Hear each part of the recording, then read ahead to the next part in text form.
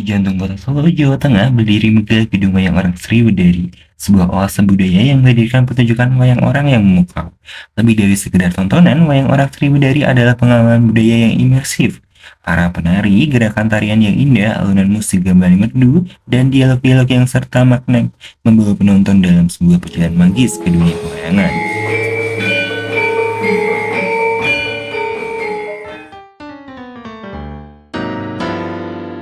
Halo teman-teman, perkenalkan nama aku Ramadoni. Di sini kita sudah berada di Taman Sriwedari, tepatnya di halamannya.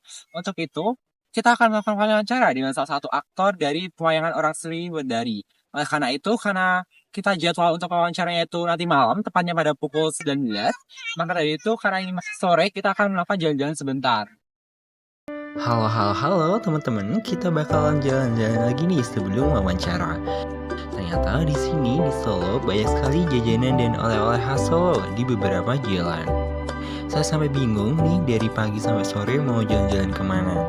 Hingga pada akhirnya saya mampir ke pertunjukan tari yang ada di balai kota Solo sebelum wawancara di pertunjukan orang wayang Sriwedari.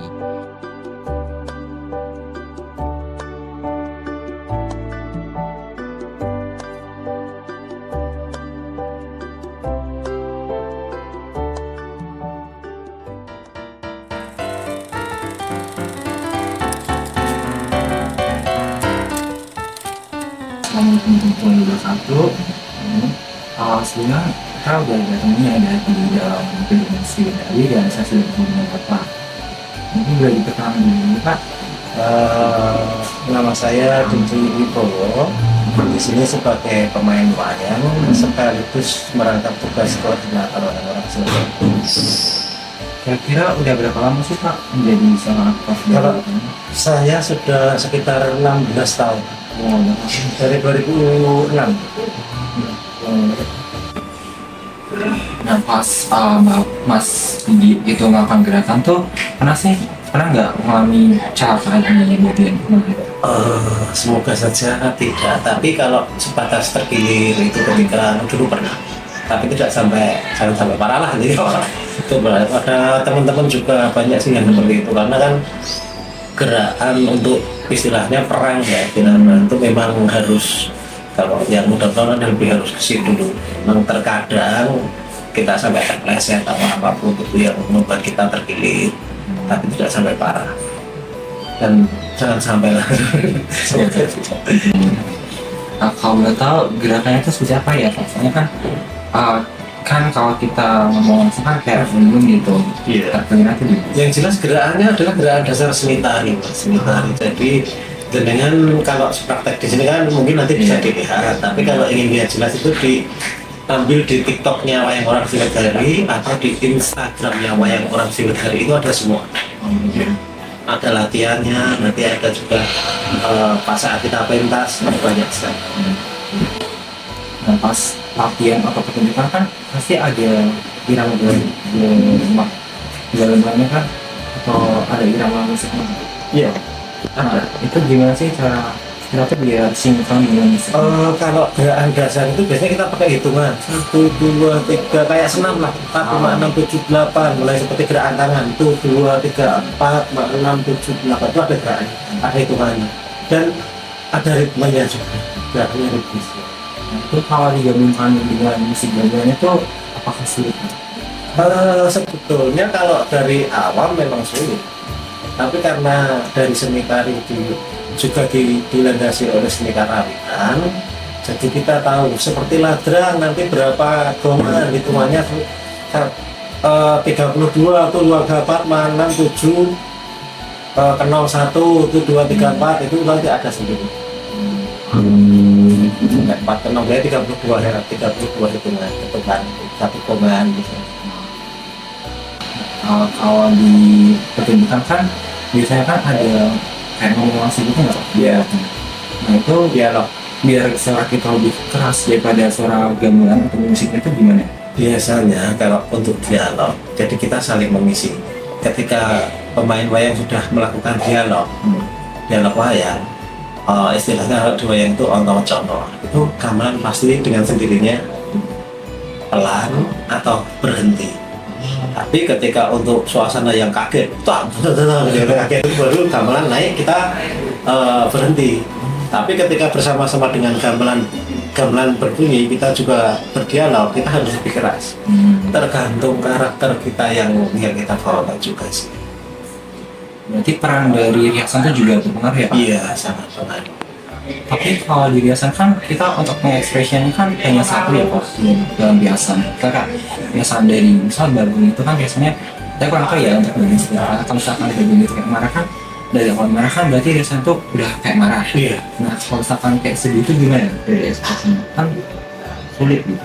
Ekspresi dari yang jelas untuk marah ya kita seperti bagaimana seseorang itu marah dengan suara yang lebih keras itu menandakan bahwa kita marah. Kalau ekspresi karena kan misalnya rias pelokan kan putih semua kan nggak kelihatan itu. Nah itu kalau divisualkan biasanya itu terlihat. Karena kita lain dengan wayang kulit. Karena wayang kulit marah pun tetap seperti itu terus gambarnya. Tapi kalau kita diimbangi dengan gerakan ketika tangan malangkri atau ini atau itu kan ekspresi wajah kita masih kelihatan. Tokoh-tokoh kita masih kelihatan.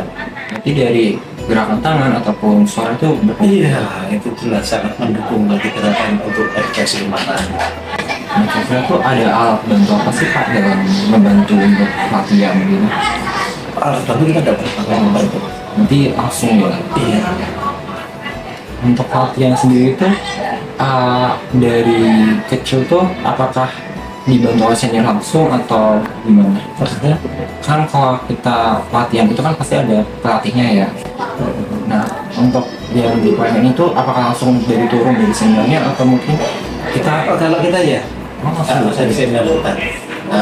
Senior kita yang terdahulu yang sekarang sudah pensiun, kita banyak belajar dari beliau itu. Kalau di sekolah kan ada gurunya, yang jelas.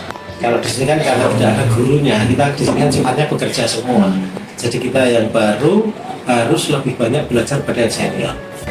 kalau untuk ini kan tiap tahun pasti ganti ya atau mungkin tiap beberapa tahun ada pergantian anggota untuk itu dapat murid barunya itu dari mana? Yang jelas karena kita sifatnya dari dinas, kita membuka lowongan. Jadi regenerasi istilahnya. Ketika ada yang pensiun 3, pasti dinas langsung membuka lowongan 3. Tapi kecuali untuk saat ini karena kita dari pemerintah sendiri sudah menutup lowongan untuk istilahnya tenaga kerja dari untuk pemerintah. Jadi sementara masih di stop dulu. Kira-kira kalau ada pertunjukan kan pasti ada kesulitan ya dalam memerankan suatu peran ataupun dalam pertunjukan itu. Kira-kira gimana sih Pak cara mengatasinya? Entah itu rasa gugup ataupun Iya. Kalau gugup kita enggak. Kita jarang karena kita memang tiap hari kita itu di sini pentas tanpa latihan. Tanpa latihan. Jadi memang istilahnya untuk penokohan itu langsung siang tadi dibagi tokoh, malam kita absen jam 5. Setelah itu langsung make up, kita briefing dengan sutradara. Gitu. Jadi kalau untuk gugup kita enggak itu sangat kecil sekali kemungkinannya. Tapi kita selalu tanya kepada sutradara karakterku nanti seperti apa di adegan ini, terus nanti intinya cerita ini apa, seperti itu saja. Jadi untuk dialog pengembangan kita sendiri improvisasinya. kalau dalam karakter kan bisa ingin menyampaikan sesuatu ya Bu? Iya. Itu gimana sih Pak cara untuk menyampaikannya biar benar-benar kena ke penonton? Ya sudah, berarti kita sampaikan aja ke dialog kita. Jadi kalau kita kan istilahnya pentas itu bukan untuk interaksi dengan penonton. Kita kan ke tokoh yang lain. Ya udah, berarti kita misalkan kalau bilang kamu sekarang harus ikut saya, ya sama. Saya ikut melu aku, sama juga. Tapi lain dengan punokawan. Kalau punokawan kan interaksi kadang dengan penonton. Nah itu. Jadi dengan gimmick-gimmick yang dari mereka sendiri lah istilahnya itu. Tapi kalau tokoh jarang sekali interaksi dengan penonton. Tapi kalau mengena yang jelas saya yakin setiap apa yang kita ungkapkan pasti penonton dapat menangkap. Itu pun kita dibantu juga pakai proyektor, pakai penjelasan inti cerita adegan ini. Jadi sangat terbantu. Untuk ini Pak, kan dalam latihan sendiri itu saya kan lihat tadi sempat lihat di depan tuh ada dua anak kecil yang kayak diajarin tari gitu. Itu tuh gimana ya? Kita tuh kayak ada polanya gitu nggak sih Kak, untuk latihannya itu ada pola. Misalkan kan Oh iya, jelas loh. Itu pembentukan dari anaknya itu kalau di Solo ini lebih banyak dari sanggar. Jadi di Solo itu ada banyak sekali sanggar seni tari. Itu dari anak kecil pemula itu sudah dididik bagaimana caranya menari yang benar. Jadi berdirinya penari seperti apa namanya tanjak, jalannya penari seperti apa namanya lumaksono, yang agak cepat lagi namanya serisik. Itu semuanya dari pacak jonggo, dari cara dadanya harus membuka, tangan seperti apa, itu untuk gagah, untuk halus itu anak-anak itu sudah mulai diajarkan seperti itu di sini. Jadi dari awal mereka sudah tahu, oh ini tari gagah, oh ini tari maksudnya tari halus, oh ini tari yang seperti tari kelinci, berarti menunjukkan bagaimana paling enggak menunjukkan gerak kelinci seperti itu. nanti biar terbiasa ya nanti. Iya. Nah, terkait itu biasanya sutradara itu memilihnya secara acak atau bagaimana ya? Untuk apa? Untuk membeli peran. Misalnya sutradara itu pengen cerita ini, nah dia tuh pengen nyari peran ini tuh cocoknya untuk orang siapa, itu dari mana ya? Biasanya di sini tuh setiap pemain-pemain kita itu sudah mempunyai karakter sendiri-sendiri. Jadi ada teman kita yang tinggi besar, itu cocoknya jadi Werkudara, itu cocoknya jadi raksasa, itu cocoknya jadi Rahwana. Terus ada yang orangnya itu halus, lembut, cowok tapi halus, dia ya wajahnya cakep, oh ini cocok jadi Arjuna. Oh ini gemuk pendek tapi tingkahnya lincah, wah ini bagong. Sudah membentuk karakter teman-teman kita itu sebetulnya. Nanti bisa dibuktikan, kita dilihat nanti untuk di panggung. Seperti itu. Tapi yang kecil ketika digabung seperti tokoh kamu dulu ya tidak mungkin kalau kecil.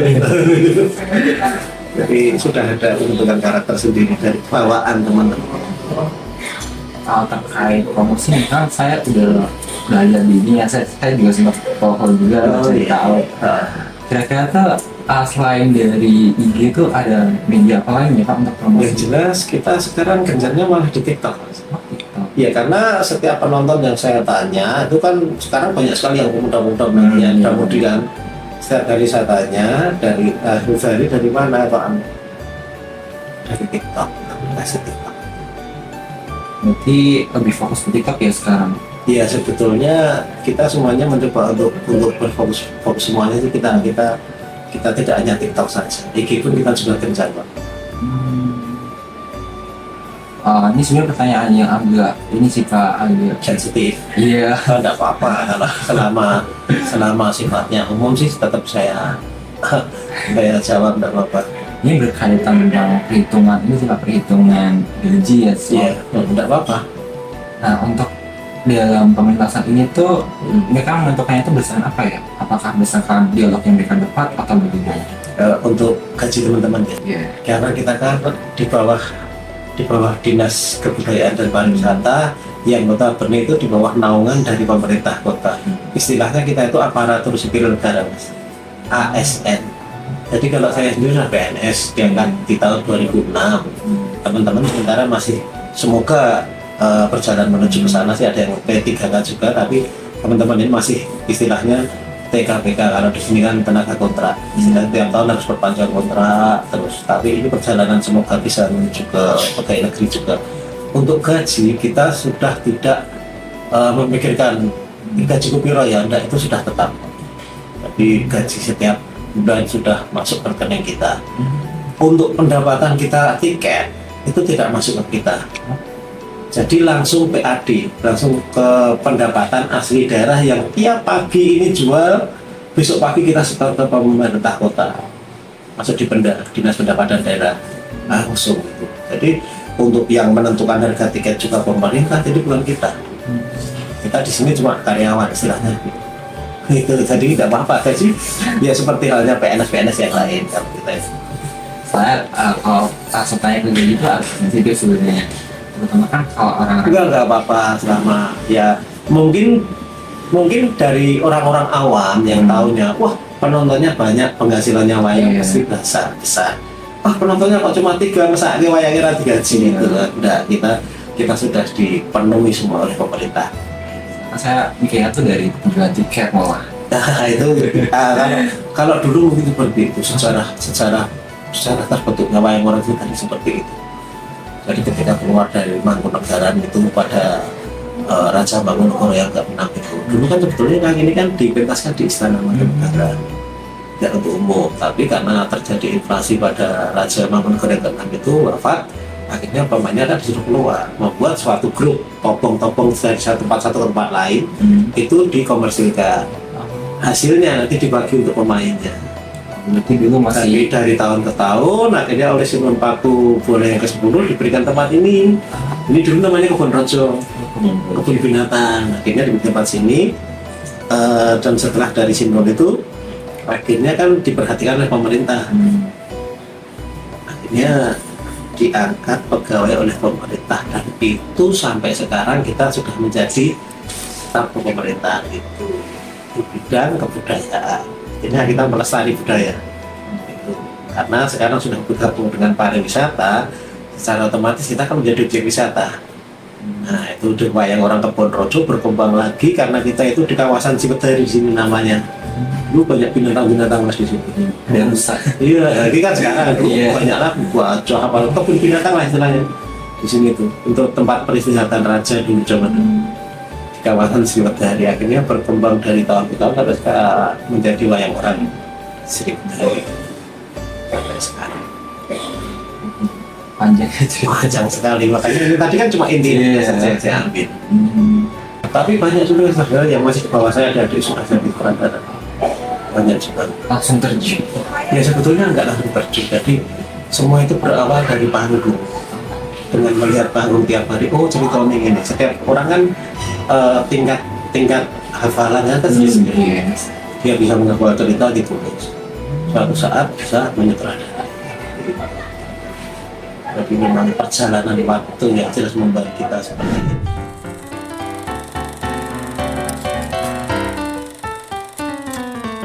Oke teman-teman, kali ini kita akan membahas mengenai rekonstruksi sainsnya. Nah, pada pertunjukan wayang orang Sriwedari, saya mendapati bahwa pertunjukan ini tuh memiliki dua kajian materi. Yang pertama ada fisika, berkaitan dengan usaha gaya yang bekerja pada tubuh pemain. Ketika pemain menggerakkan badan, terjadi usaha dan gaya yang dikeluarkan, sehingga fisika sangat cocok dengan materi wayang orang Sriwedari. Yang kedua ada biologi. Pada materi biologi itu berkaitan dengan anatomi dan fisiologi tubuh manusia. Bagaimana cara kita mengerahkan kontraksi dari otot dan relaksasi dari tubuh itu sangat selaras dengan gerakan tarian. Dan juga kita juga mengamati bagaimana ekspresi wajah dan juga organ-organ yang berperan dalam berdialog juga itu berpengaruh dalam pertunjukan. Nah, yang pertama itu ada rekonstruksi sains, temanya pada sains. Nah, pada sains tadi kan ada sudah dijelaskan ya materinya ada biologi dan fisika.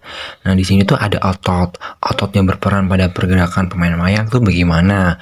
Otot di sini tuh fungsinya sebagai kontraksi antar otot untuk melakukan suatu gerakan. Pada saat tarian ataupun melakukan acting, otot itu memiliki fungsi sebagai kontraksi ataupun relaksasi, di mana kejadian kontraksi dan relaksasi ini menghasilkan suatu gemaan atau gerakan yang padu. Ketika dia ingin melakukan gerakan yang keras, itu akan terjadi kontraksi pada bagian otot tersebut atau bagian kejadian tersebut. Sedangkan ketika mereka sedang berada lemas, itu akan terjadi relaksasi pada bagian otot tubuh. Yang kedua itu ada sendi. Sendi ini tuh menghubungkan tulang dan membantu gerakan. Pada rekonstruksi sains manusianya, pada saat wawancara itu kan kita menanyakan mengenai pola gerakan atau berapa sih latihan gerakannya. Nah, gerakan sendiri pada saat latihan itu juga mengatur bagaimana sendi itu dikerjakan atau bekerja. Pada saat kita melakukan gerakan lakukan tangan pada antara tangan dengan lengan, itu ada sendi yang bekerja. Jadi begitu.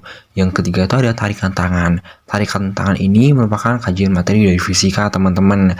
Tarikan tangan itu seperti tangan pemain dari pria itu menarik tangan dari pemain wanita.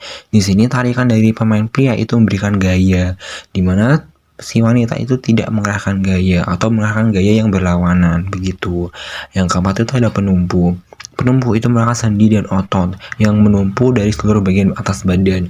Jadi ada titik-titik tertentu di mana badan itu ditopang oleh satu bagian, begitu. Yang kelima itu make up. Kenapa make up masuk dalam kajian? Karena satu, ternyata makeup itu ternyata bisa menghambat pori-pori kulit, dimana ketika makeup itu tidak dibersihkan secara maksimal itu dapat menyebabkan jerawat pada kulit.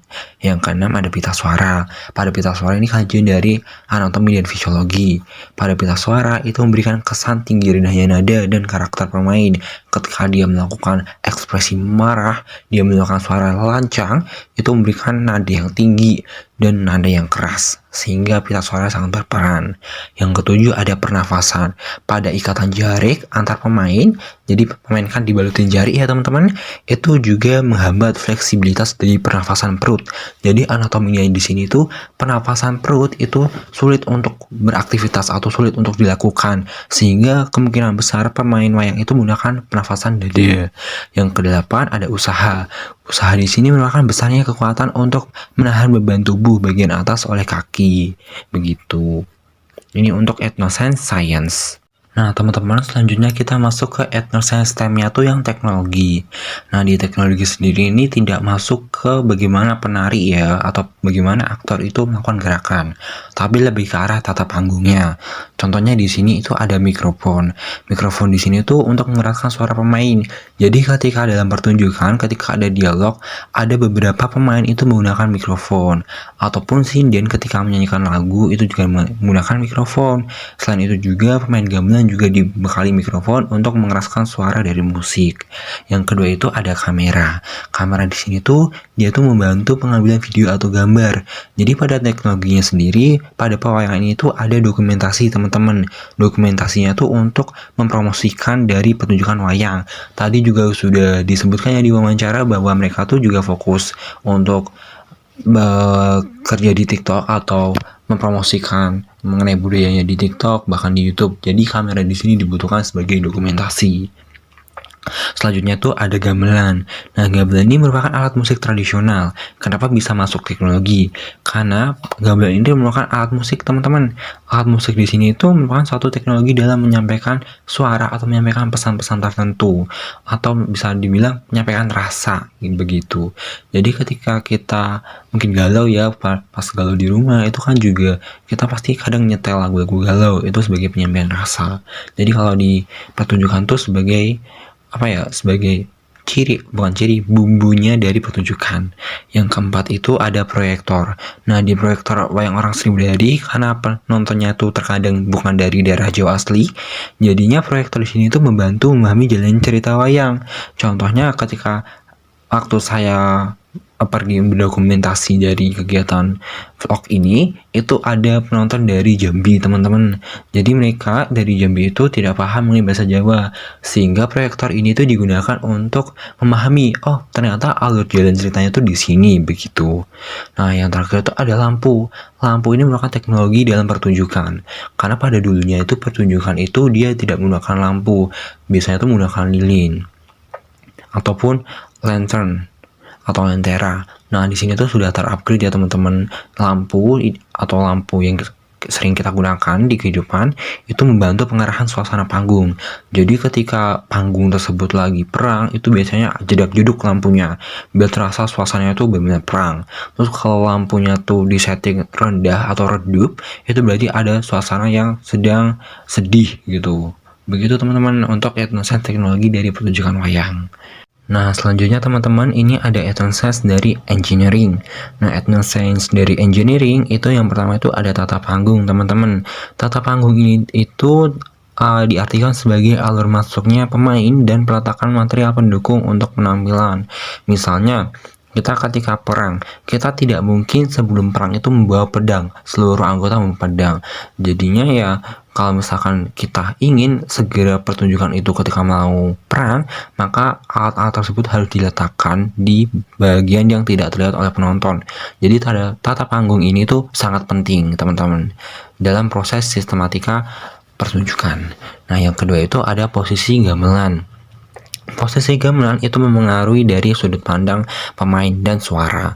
Nah, gamelan-gamelan ini itu disengaja diletakkan di depan panggung agar apa? Agar suara yang dihasilkan itu dapat tersampaikan pada seluruh ruang. Jadi kalau misalkan gamelan ini diletakkan pada samping kiri, misalnya samping kiri saja, suara itu akan menyebar dari sisi kiri saja. Sehingga ketika kita menonton suatu pertunjukan, kita tuh telinga kita bagian kiri itu bakal sering mendengar suara dari gamelan daripada suara dari telinga kanan. Sehingga kalau misalkan kita menonton pertunjukan dengan konsep seperti itu atau suara yang tidak masuk dari kiri saja, maka kita bakal mikir, kok pertunjukannya kayak gini ya, tata letaknya kayak kurang gitu atau kurang ngena. Maka posisi gamelan di pertunjukan ini tuh ditaruh di bawah dan dia tidak dikasih cahaya agar fokus pertunjukannya tuh ke panggung. Nah, selanjutnya itu ada kostum. Nah, kostum kalau misalkan kita melihat ke jauh zaman dulu, kostum zaman dulu itu biasanya penggunaan material bahannya tuh tidak semeriah zaman sekarang. Penggunaan kostum zaman dulu tuh biasanya tuh lebih ke arah fleksibel karena ya materialnya cukup sulit untuk didapatkan. Sehingga kalau di zaman sekarang ini tuh material bahannya tuh sudah dapat dicari di toko-toko kain, bahkan sudah beragam gitu. Nah, yang keempat tuh ada lapisan dinding. Lapisan dinding ini itu membantu penggambaran latar dari cerita. Jadi pada mekanismenya pertunjukan ini tuh dia tuh menggunakan lapisan dinding kayak layering dari pertunjukan. Layering ini tuh fungsinya tuh untuk membantu kita dalam memahami latar belakang atau latar dari cerita tersebut. Misalnya kita latarnya tuh di hutan, berarti latarnya nanti akan disetting di hutan teman-teman. Biar apa? Biar kita bisa mengetahui, oh ini tuh latarnya lagi di hutan, oh ini tuh latarnya lagi di pelataran kerajaan, oh ini tuh latarnya lagi di kedalaman atau lagi di dalam kerajaan, begitu teman-teman. Nah, teman-teman, selanjutnya ada etnosistemnya itu dari matematika. Nah, pasti kalian mikir, matematika itu pasti tentang keuangan ya, Kak? Tentu bukan, teman-teman. Matematika di sini tuh kita bisa hitung dari gerakan pola tarian dari seorang penari.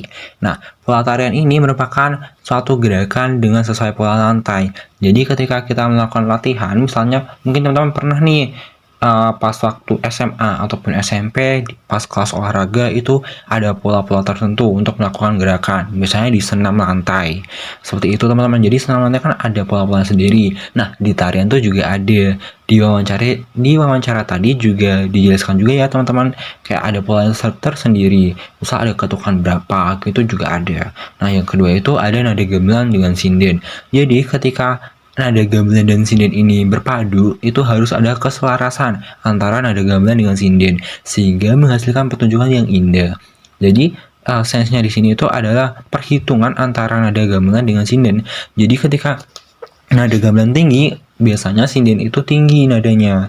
Karena pada dasarnya penyanyian atau bernyanyi itu pasti bakal berkaitan erat dengan bagaimana tinggi rendahnya nada antara pemain dengan alat musik.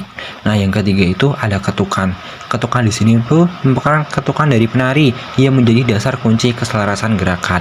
Misalnya sebelum kita memulai tarian itu biasanya kita akan melakukan ketukan agar pada saat kita menari di awal pertama kali kita bergerak itu ada keselarasan antara orang satu, orang dua dengan orang tiga. Jadi ketukan ini tuh merupakan etnomatematikanya. Nah, yang keempat itu ada geometri panggung. Geometri panggung itu merupakan pembuatan geometri panggung yang menunjukkan budaya khas daerah. Jadi ini lebih ke arah ke ornamennya teman-teman. Dan juga bagaimana pembuatan panggung atau pembuatan dari background atau pembuatan dari background atau latar belakang panggung ini itu bekerja. Contohnya tadi kan di Ethnoscience Engineering kan ada lapisan dinding ya. Lapisan dinding kan menggambarkan suatu latar. Nah, geometri panggung ini tuh berguna untuk kita menentukan, misalnya kalau misalkan kita taruh pintu di bagian tengah-tengah antara pojok kanan dan kiri, itu bagaimana ya looks dari jauhnya bagaimana, sehingga geometri panggung ini sangat berpengaruh begitu. Oke teman-teman, ternyata kita sudah berakhir untuk sesinya, sedih banget. Tapi saya rasa dan saya harap juga teman-teman kita sebagai masyarakat Indonesia itu bisa menjaga dan melestarikan budaya yang telah ada ini. Sehingga ketika ada kemajuan teknologi, kita bisa memanfaatkan teknologi itu untuk mengenalkan budaya kita ke kancah nasional, bahkan internasional. Dan juga saya mengucapkan terima kasih kepada pihak-pihak terkait, pihak Wayangan Orang Sriwedari karena telah memberikan saya kesempatan untuk melakukan wawancara. Saya juga memberikan ucapan terima kasih dan apresiasi kepada teman saya, Alfian Ariantoro, karena telah mampu untuk memberikan jauh-jauh datang ke tempat ini untuk vlog gitu. Saya juga mengucapkan terima kasih kepada diri saya sendiri karena saya juga berani jauh-jauh datang ke Solo dari Semarang untuk melakukan tugas ini. Dan saya ucapkan terima kasih juga kepada dosen saya karena telah membantu dalam revisi dari pertanyaan-pertanyaan dan juga masukan serta saran terhadap pembuatan video. Saya harap itu aja sih dari saya. Bye-bye. Epic Ramayana, legendaris, Mahabharata tak kalah hebat. Para pahlawan dan penjahat, ceritanya saling ikat. Manik, perjuangan Sinbad, berhota, lautan luas. Kearifan wayang orang, untuk kita semua limpas. Yeah, kayak Seventeen, ketemu budaya Jawa yang memukau. Kemajikan wayang seluruh dari penuhi cahaya. Corak batik bernyawa saat kita nyalain panggung. Perpaduan budaya bersinar luar biasa. Yo yo yo yo dan yeah, dari Jamus lestari lewat generasi. Semangatnya tak pernah mati. Bangun Sriwedari, permata budaya sejati. Tempat sejarah dan tradisi berpadu berseri. Gaya-gaya Seventeen, ketemu budaya Jawa yang memukau. Kemajikan wayang seluruh udara dipenuhi cahaya. Yeah, yeah. Corak batik bernyawa saat kita nyalain panggung. It's great, perpaduan budaya. Padu sebuah mahakarya berbudaya samana untuk dikenang. Time to go straight. Sebuah mahakarya budaya samanya untuk dikenang. Time to go straight dari timeless like modern time. Yeah, yeah. Jawa satu dalam harmoni yang padu. Sebuah mahakarya budaya samanya untuk dikenang. Time to go straight dari time. Let's fight modern time. Yeah.